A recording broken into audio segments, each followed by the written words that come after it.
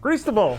Ian! How you doing today? Good. The Mortuary Collection. We checked it out. Shudder, original, movie. whatever. I was already familiar with this movie. Where are you now? I have a personal problem with this movie. A Do you personal now? vendetta against Oh, I this know where movie. this is going. And we will get to the review. I know the people in the YouTube comments will be like, oh, they didn't talk about the movie, because they never do. Whatever. Fuck off. I digress. This movie ruined the feature I was working on. I know. I was watching this and I'm like, oh man, this is either gonna find this as like really great, like creative, No. like feed, or it's gonna make him not want to do the script he's working on. No, I'm 100% serious. We wrote, me with a couple other guys, wrote an anthology horror movie with 3 tales that all intersected. I showed the one guy this trailer. It killed the movie. Yeah. Because it's so fucking good looking Yeah. that it was like, why even try? Isn't this movie though show you the path for how to get there? Maybe if I had money. Like, we have no money. Like, there's... Okay, we'll get to that. Yeah, so the Mortuary Collection is an anthology horror movie. It's got... A little bit more connected than most horror anthologies that we've watched. Yeah, it's got some. Not too... Like... Yeah. There is some tissue connecting the stories, which I thought was pretty interesting. So you got... What's his name? Clancy Brown? He's a mortician. And he's kind of the wraparound story for this movie. Yeah. And then you have a young girl who's introduced because she's looking for a job, and he starts telling her these stories, hence the anthology theme. Yeah. Which is pretty good. Yeah. Nothing like mind-blowing original, but... Puts you in a great setting for a horror anthology. And I think oftentimes it's a good move for horror anthologies to like mull on the idea of storytelling, like discussing storytelling and the art of they're a storytelling. celebration of it, right? Yeah. In some ways, yeah. Yeah. I agree. And it is very reflective on the art of storytelling in many ways. Yes. So This movie looks so fucking good. it does. So good. The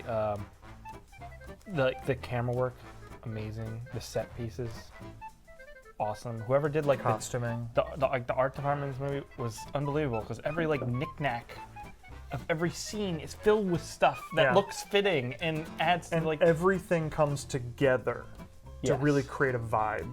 All the things you talked about, the lighting especially, I thought really tied everything together nicely. They're going for a very particular tone and they nail it. It all builds. The set pieces are put together perfectly, matched with great lighting. With the costume. Then you got awesome costumes. Coloring is great.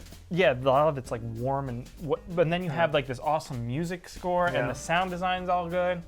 It's just like a really it helps awesome looking thing. Capture a really nice thing where like the piece overall feels very timeless. Like this could be very old. It's like fairy tale-ish, or it could be, right? or it could be now, but just in an old home. Either one I is see what possible. you're saying. Yes. Like name the specific time period that any of these shorts or the wraparound take place in, and I don't think you can. Like you never see a cell phone per se, but that's not to say they're not current. It kind of feels like Sabrina, the TV show, insofar as like people dress. Seems like from the past, but they have. It captures a timelessness that you often find in like adaptations of Lovecraft work.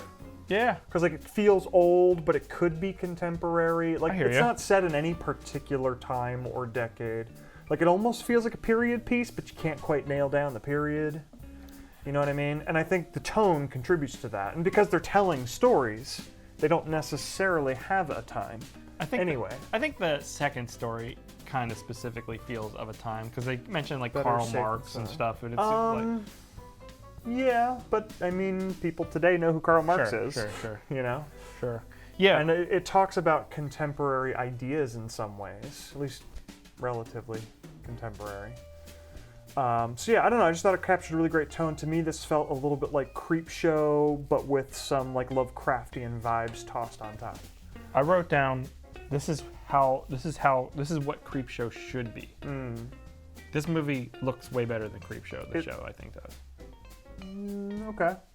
I think Creepshow is less consistent, and I like that about Creepshow. Okay. Yeah, I mean, you're getting different points of view, different.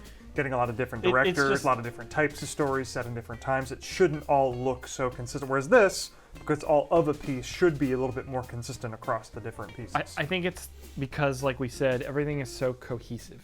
Yeah. Like all the departments work together to create something that looks and feels like so particular, and like this is what they wanted, and they captured it perfectly. Yeah.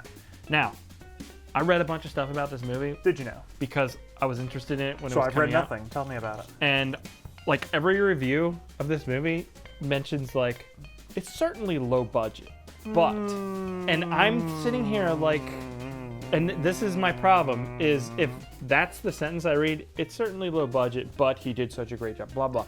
I just don't understand what audiences expect because this doesn't look low budget to me. It might be. That's got to be the type of person who only watches the biggest of big blockbuster type movies.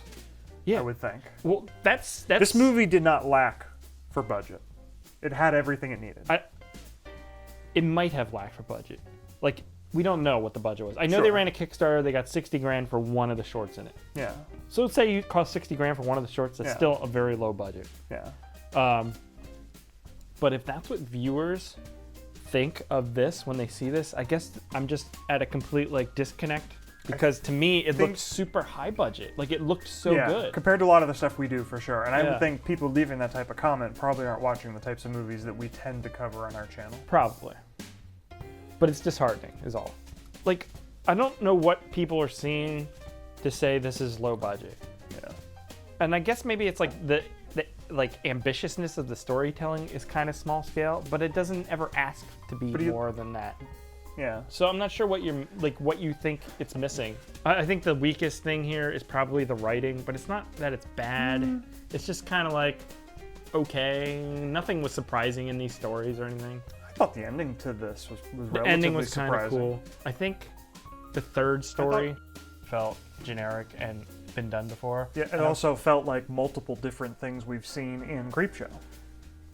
And I was trying to place where I had this thought from. Like, I've seen this before. And then it was Lydia Lane. Yeah.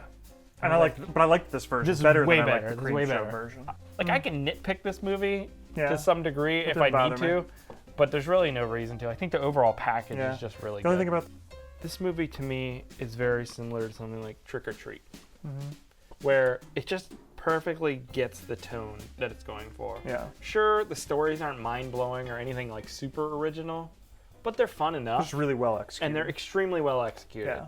So, like, at this point, like, 10 minutes into this, 5 minutes into the movie before I even told the first story, I was like, this is fucking awesome. Just because, like, how perfectly done the tone and the production was, I was like, I was really board. excited about this one. I know as we were wrapping up 2019, you had declared that 2020 was going to be the year of Chris. And I'm thinking it's turning into the year of Ian because 2019 I was upset with how many stupid, bad horror anthologies we did. And we've done almost none this year, which I love because I'm tired of them. But now that we're jumping back into one here, I quite like this one. Yeah. 2020, year of Ian. It came out at a perfect time, too, right around Halloween. Yeah. And even better, gearing us up for the animated Halloween Creepshow special, which regular viewers will remember, or listeners? I don't know. We did audio-only bonus episodes of the podcast version of our show talking about those Creepshow episodes last year. So naturally, we're going to have a follow-up. Go check out those old eps on it's on YouTube, but if you'd rather do it on a podcatcher of choice, go check that out. And look forward to our next one. When does that come out? August 27th? August? No, October 27th. Okay, so it's coming up pretty soon. 26th? Oh, the next day I have to get my 26th. glaucoma test. Nice. I'm at increased risk for glaucoma. Well, at least you know. Old hockey injury. I have to go to the doctors because I think I have it. Nice. I'm going blindy and I'm only 30. Nice try. Yeah, I mean, honestly, like I said, I was so enraptured after the first 10 minutes. They would have really had to shit the bed on these stories for me to not still enjoy this thing. Yeah. And maybe it's just because I'm biased because I aspire to make stuff like this. You know what I mean? That I can see, like, the care. And if I was just a casual viewer, I'd be like, I'm kind of unimpressed with some of these stories. Yeah. And I don't think they were that bad. No. I just don't think they were, like, especially great either. So I don't know. It's a good time. Yeah. Mortuary Collection, Strong especially if you recommendation. have a Shudder account. There's like no reason not to check this out during Halloween time. I thought it's perfect. Definitely. So that's going to do it for the Mortuary Collection. Thanks for ruining the movie I was working on. And I guess it's fine because it was trash compared to this, so whatever. And we'll catch you here next time, guys. Goodbye. We should make it helpful and we could show all those goddamn reviewers what an actual low-budget production looks like. Yeah. Then they could actually How see come the same guy is playing different characters in all the different shorts?